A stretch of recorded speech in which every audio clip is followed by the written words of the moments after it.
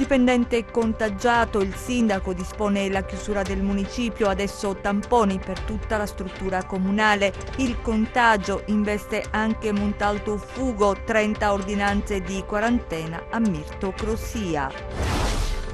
La governatrice definisce miseria umana le fake news circolate sul suo conto e sulla sanità. Lettera al premier Conte, sotto accusa la gestione commissariale.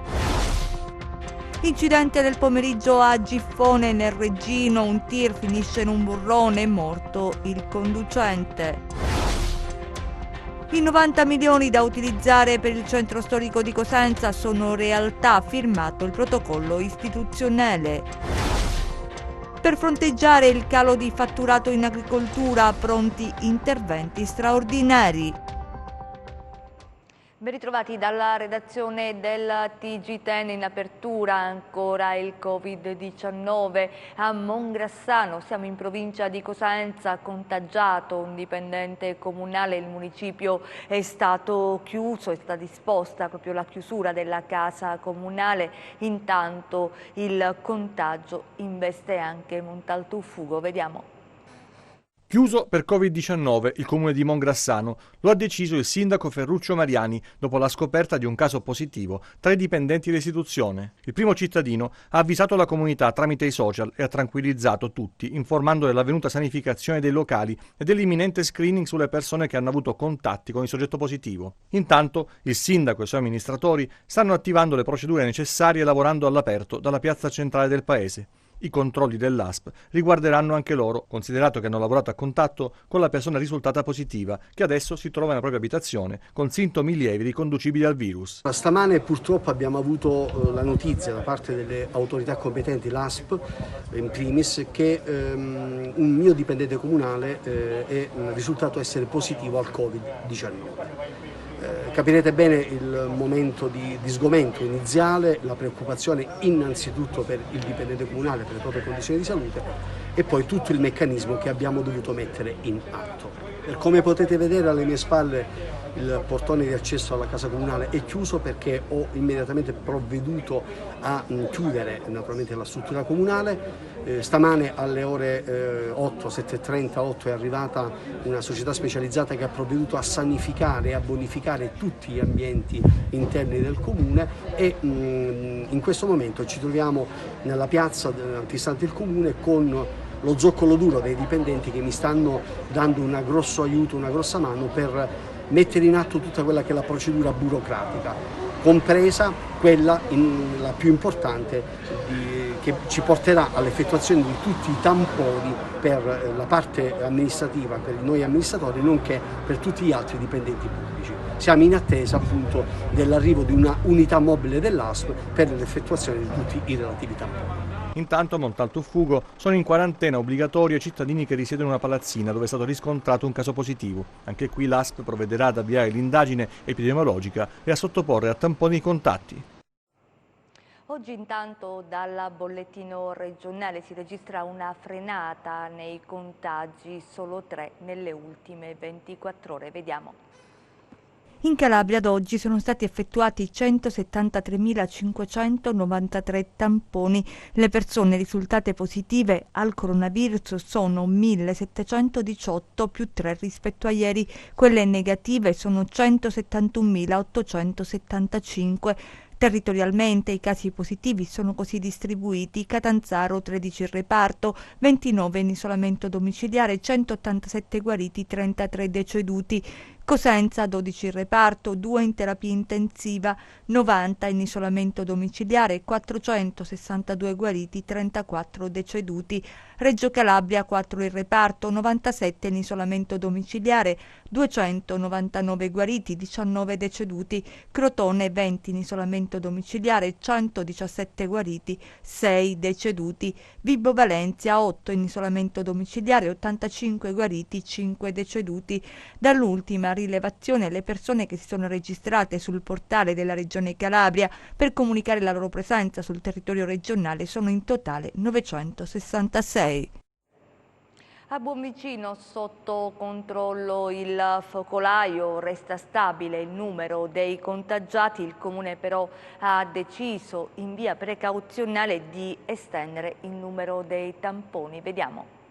A Buonvicino restano 9 i positivi e il focolaio è circoscritto, negativi al tampone gli altri soggetti testati nei giorni scorsi, ma per l'amministrazione comunale sono ore faticose. Abbiamo dovuto procedere all'ulteriore tracciamento dei contatti stretti con 3 soggetti positivi che però sono residenti nel comune di Diamante. Siccome c'è questa continuità territoriale fra le due comunità, ovviamente ci sono dei collegamenti e dell'interazione tra le persone, abbiamo dovuto procedere con il nostro, con il nostro protocollo di tracciamento per contattare tutti i soggetti che hanno avuto negli ultimi giorni contatti stretti con questi soggetti risultati positivi.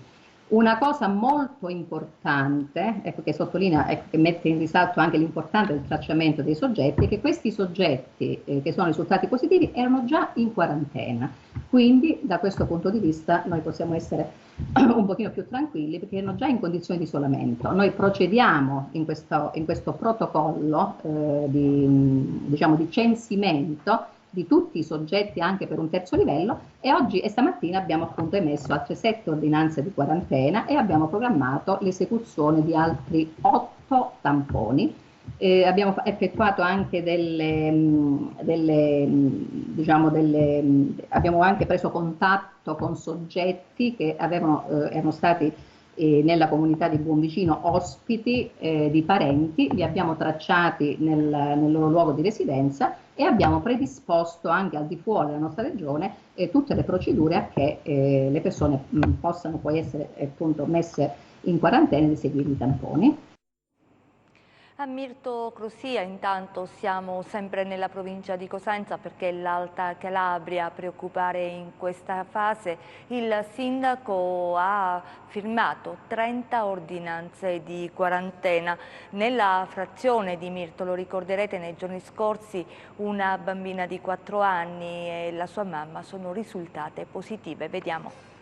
55 tamponi negativi a Mirto Crusia, dove nei giorni scorsi è stata chiusa una ludoteca dopo la positività di una bimba di 4 anni. Oggi nuova ordinanza del sindaco. Ho dovuto firmare altre 30 ordinanze di quarantena obbligatoria perché l'ASP nel censimento di tutte le persone che avevano avuto contatti con i 2 casi positivi li ha naturalmente messi in quarantena. Quindi questa è la novità di stamattina e abbiamo ad oggi solo 2 casi registrati, la signora e la figlia, la signora che preciso era risultata positiva perché lavorava in una struttura turistica del comune di Corigliano Rossano e la figlia probabilmente piccolina di 4 anni evidentemente avrà avuto trasmesso il virus da parte della madre.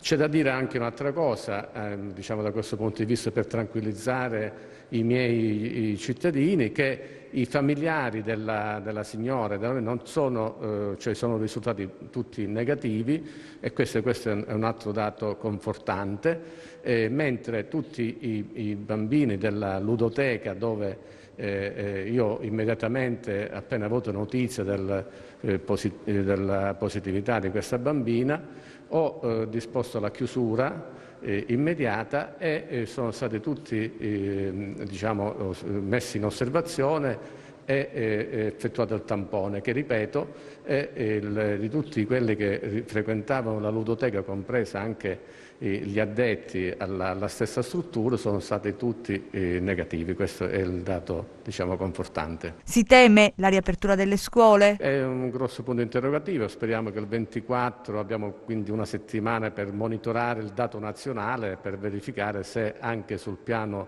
territoriale può verificarsi qualche caso. Speriamo di no. Abbiamo adottato anche sul discorso scolastico tutte le precauzioni nelle aule con i distanziamenti dovuti, abbiamo fatto dei lavori di ampliamento di alcune aule, comunque gli uffici comunali insieme alla dirigente scolastica e io in prima persona abbiamo tutti insieme lavorato per garantire l'apertura dell'anno scolastico in piena sicurezza. Però, come si dice, le certezze non ce l'abbiamo, dobbiamo sperare che a seguito di queste, delle ultime evoluzioni non si possa in qualche modo verificare qualche ipotesi. Speriamo di no. Cambiamo argomento, smentisce le voci che riguardano la sua sfera privata, la Presidente della Regione Iole Santelli, che boccia le fake news come miseria umana, poi rivela di aver scritto una lettera al Premier Conte. L'indice è puntato sulla gestione commissariale della sanità. Aumenteranno, avverte, i viaggi della speranza. Vediamo. La governatrice della Calabria è nel suo ufficio a lavorare, lo precisa Iole Santelli, respingendo illazioni e rimandando al mittente alcune fake news. È lei stessa a spiegare ai microfoni dei giornalisti le voci che si sono susseguite nei giorni scorsi. Dovevo essere ricoverata il 12 settembre negli Stati Uniti, so qua. Poi siamo spostati su Roma, poi non si capisce niente. Insomma, devo chiedere alle fantasie malate di tanti che cosa succede nella mia vita. Le trovo veramente miserie umane. Altra notizia, finita la luna di miele con i commissari ad acta per la sanità in Calabria. Io ho sempre dialogato, poi da quando hanno cominciato a prendere le misure senza parlarne col governo regionale, penso che insomma debba difendere non il governo regionale ma i calabresi.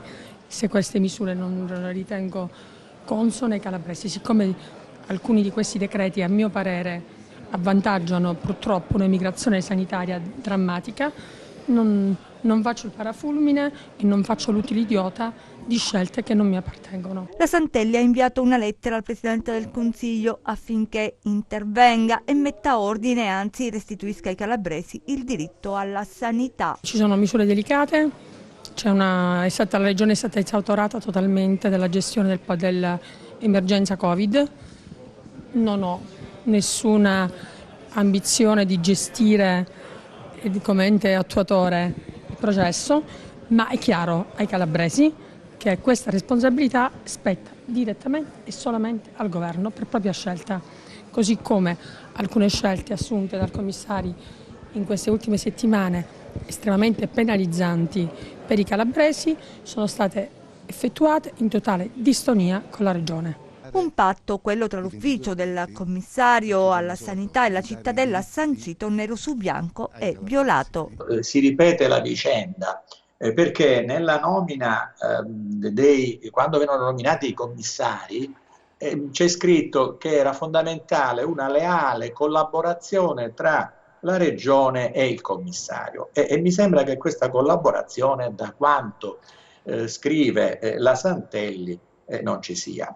Tra l'altro, diciamo una cosa, intanto i segnali mandati dal commissario con gli ultimi DCA, in cui alla fine sono soltanto 440 le persone che possono essere assunte in Calabria nel 2020, è estremamente risibile, perché noi siamo ormai alla canna del gas per quanto riguarda il personale sia negli ospedali sia nelle aziende sanitarie.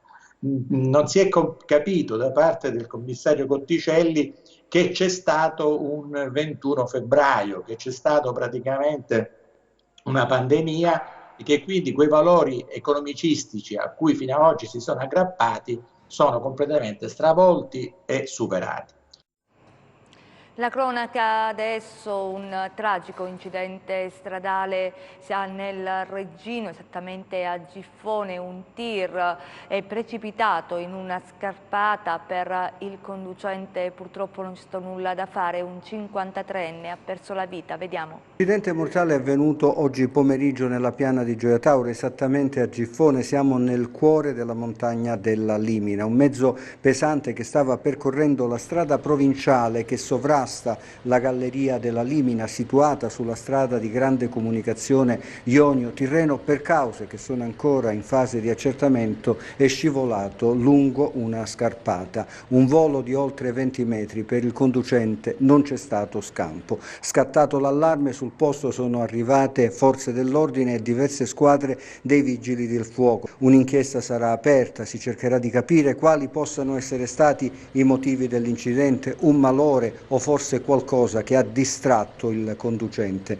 Certo è che la cronaca registra l'ennesimo incidente in un punto in cui i sinistri sono abbastanza frequenti. Cosa è accaduto? Un guasto ai motori, un malore? Si cercherà appunto di capirlo. Certo è che la cronaca registra l'ennesima tragedia lungo le strade del Reggino.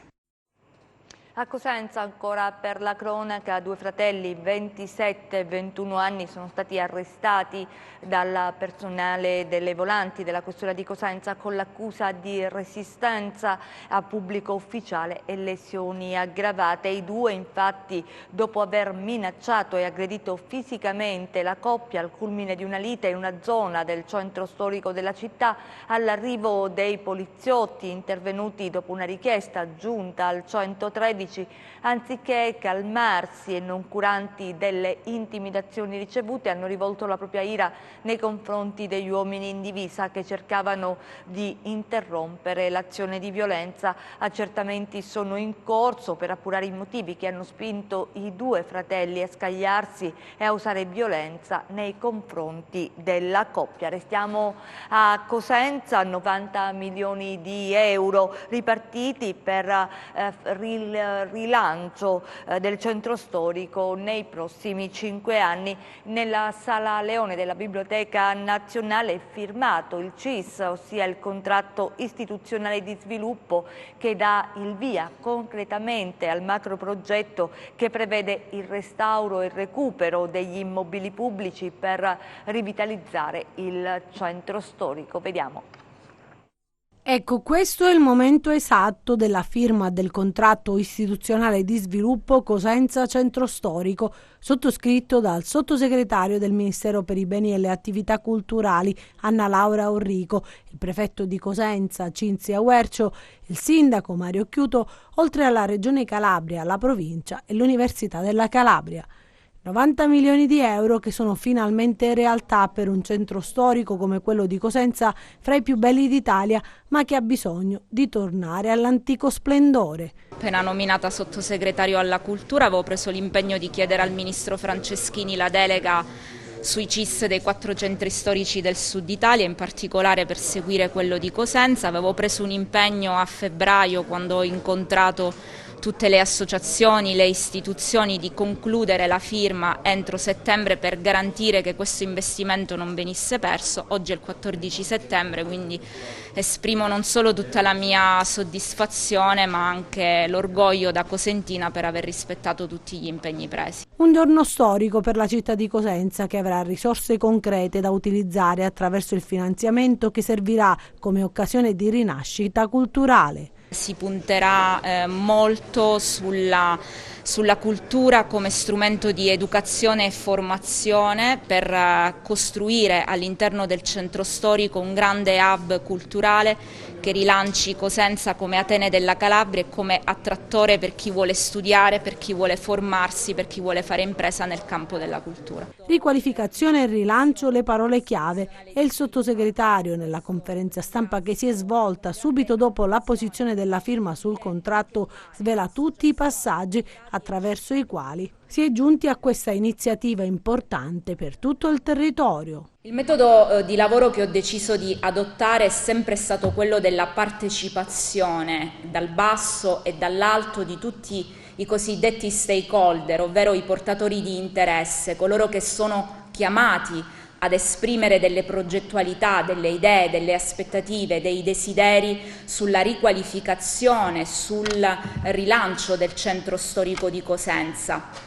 Il metodo partecipativo ovviamente è stato affiancato anche da un metodo continuo di condivisione, passaggio dopo passaggio di tutti gli sviluppi che venivano maturati di volta in volta. La Regione ha messo in campo interventi straordinari per fronteggiare il calo del fatturato in agricoltura e sostenere le piccole e medie imprese del settore. Vediamo.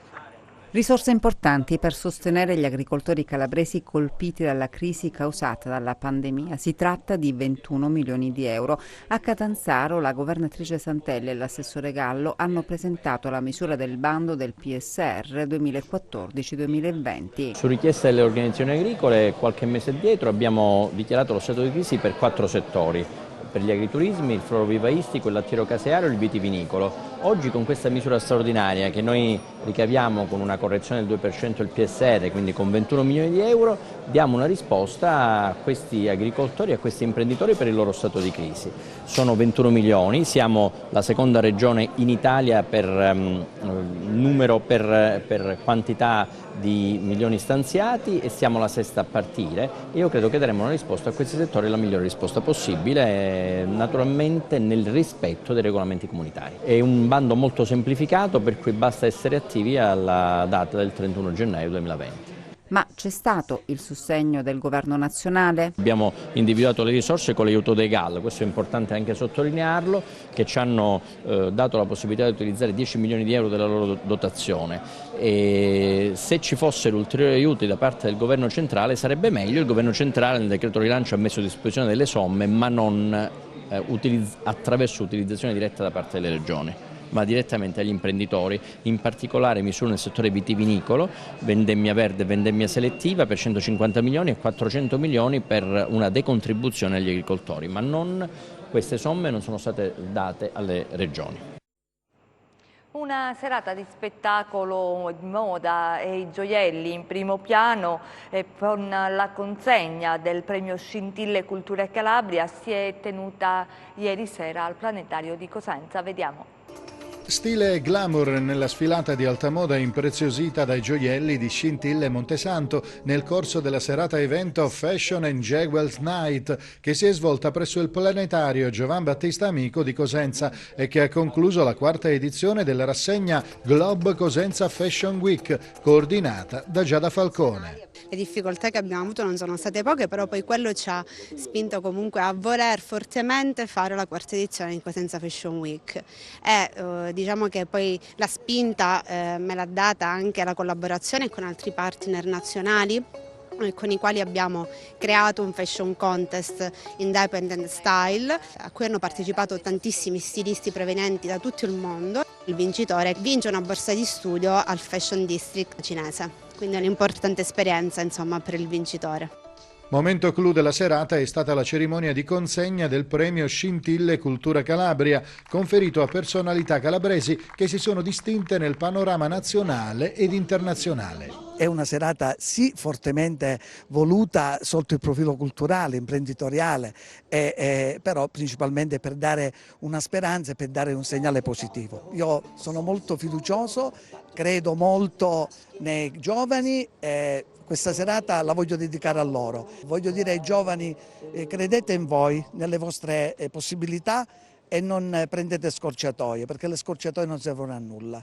Viva la Calabria, viva i calabresi. I premiati di questa edizione, decretati da una giuria di professionisti e presieduta dai giornalisti Arcangelo Badolati e Attilio Sabato, sono stati Ercole Giapp Parini per la categoria Formazione e Università, Saverio Petitto per la sezione Imprenditoria Sociale, l'Associazione Ollus AIL, la dottoressa Cosima Cloro per l'eccellente impegno nel mondo della medicina, Maurizio Talarico per la categoria Impresa.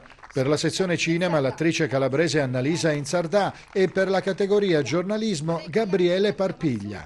Conferito anche il premio Cosenza Fashion Week alla più antica fabbrica tessile calabrese, il lanificio Leo. E ora vediamo le ultime dalla borsa.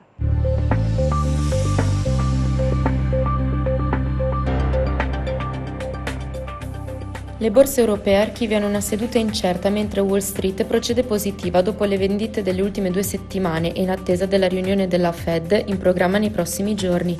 Pfizer si è detta fiduciosa di poter mettere a disposizione degli americani un farmaco entro la fine dell'anno, mentre AstraZeneca ha ripreso le sperimentazioni dopo la sospensione dei test a causa di una malattia in un soggetto dello studio. Dal meeting del FOMC, gli operatori si attendono al mantenimento di una politica monetaria ultra-accomodante, dopo il recente cambiamento della strategia di gestione dell'inflazione. A New York si mette in luce Oracle a più 5,6%, che avrebbe battuto la concorrenza di Microsoft per aggiudicarsi le attività USA di TikTok attraverso una partnership con ByteDance. Il FTSE MIB, il DAX di Francoforte e il FTSE 100 di Londra chiudono in flessione dello 0,1%, poco mossi il CAC 40 di Parigi a più 0,4% e l'Ibex 35 di Madrid a più 0,3%. Oltreoceano avanzano il Dow Jones a più 1,5%, l'S&P 500 a più 1,8% e il Nasdaq a più 2,4%. Sul Forex l'euro-dollaro risale a 1,188 e il cambio tra biglietto verde e yen scivola a 105,6. Tra le materie prime scendono le quotazioni del greggio con il Brent a meno 0,6% a 39,6 dollari al barile e il WTI a meno 0,4% a 37,2 dollari. Sull'obbligazionario lo spread BTP Bund si attesta intorno a 150 punti base, con il rendimento del decennale italiano in area 1,01%. Tornando a Piazza Affari, STM a più 3,7% avanza in scia al fermento nel settore dei microchip, dopo il maxi accordo tra SoftBank e Nvidia per la cessione di ARM della cifra record di 40 miliardi di dollari. In rialzo anche Banca Generali a più 3,3%, mentre arretra CNH a meno 2,4%. Grazie e buon proseguimento di serata. Chiudiamo con le previsioni del tempo.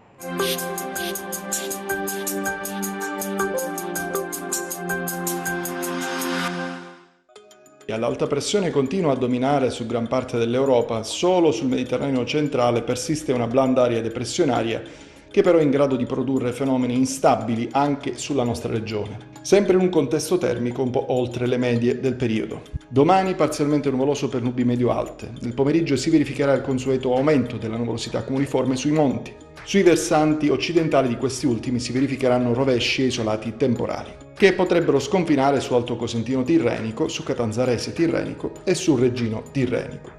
In serata ogni fenomeno cesserà, temperature stazionarie, passiamo a mari e venti, domani il Mar Ionio al mattino sarà mosso, sferzato da venti dai quadranti settentrionali moderati, poi col diminuire dei venti anche il suo moto ondoso si ridurrà fino a divenire poco mosso. Il Tirreno invece permarrà poco mosso per quasi tutta la giornata sotto venti deboli di direzione variabile. Per ulteriori approfondimenti vi rimando al sito www.meteoincalabria.com e alla nostra pagina Facebook Meteo in Calabria. È davvero tutto, non ci sono aggiornamenti, ci fermiamo qui, grazie per essere stati con noi, grazie a regia Michele Cava, in messa in onda Giuseppe Costanzo, noi vi auguriamo una buona serata.